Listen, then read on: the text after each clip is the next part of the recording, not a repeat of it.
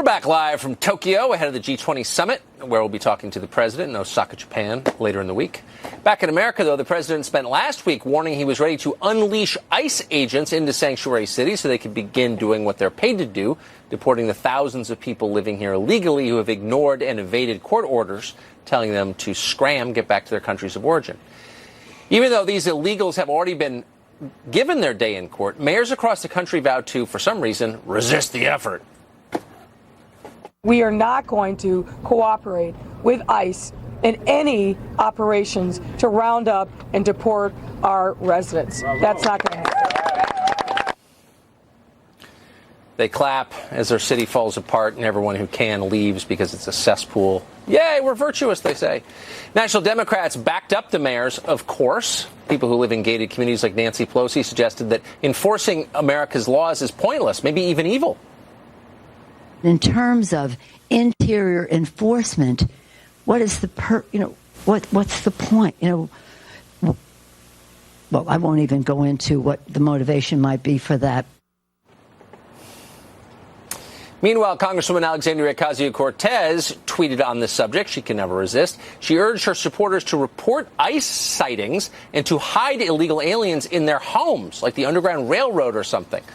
Well, he needn't have worried. Over the weekend, the president called off the raids, backing off from doing something he ran on 3 years ago. Buck Sexton hosts radio's The Buck Sexton Show. We're always happy to have him on our show. Buck, thanks a lot for coming on.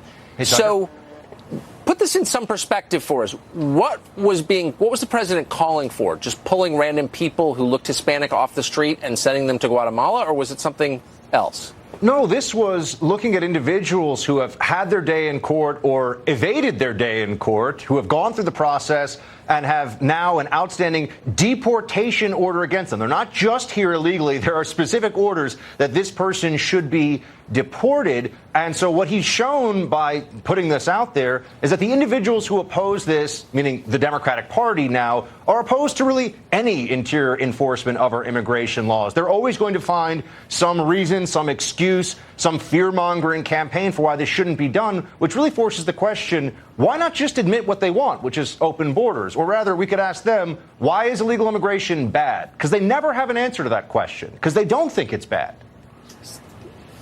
So I'm trying to think, just through my own role as a citizen, I try to be a good person, but why should I pay my taxes? And this is a sincere question. Now that members of Congress, the single most powerful Democrat in the United States, third in line to the presidency, is telling me that you don't have to follow federal law. In fact, you're virtuous if you don't. Why am I following it? Am I an idiot for paying my taxes? Well, no, they're pushing for lawlessness on immigration, Ocasio-Cortez and many others.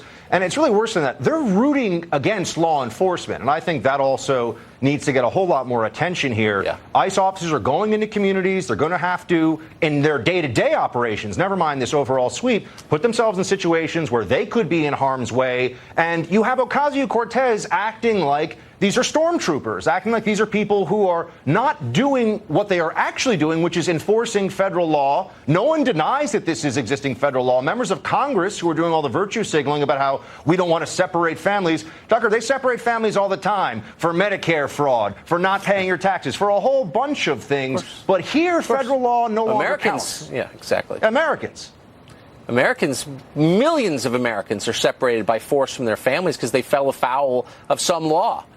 Right? I mean, light a cigarette in an elevator and find out what happens to you. I don't know. You sort of wonder at a certain point if lawmakers are encouraging the population to ignore the law, how long does it take before everything just falls apart? Yeah, well, why don't we just get to pick the laws that we do and do not want to follow? And if we can get enough people behind us, all of a sudden it doesn't count. But really, the rooting against law enforcement, which we saw this with abolish ICE. You know, on the one hand, the FBI is sacrosanct because they've caused problems for Trump, at least at the top level. But all other law enforcement, particularly immigration and customs enforcement, they don't count anymore. Exactly. It's such a smart point. You always make those. Buck Sexton, great to see you. Thanks, Tucker.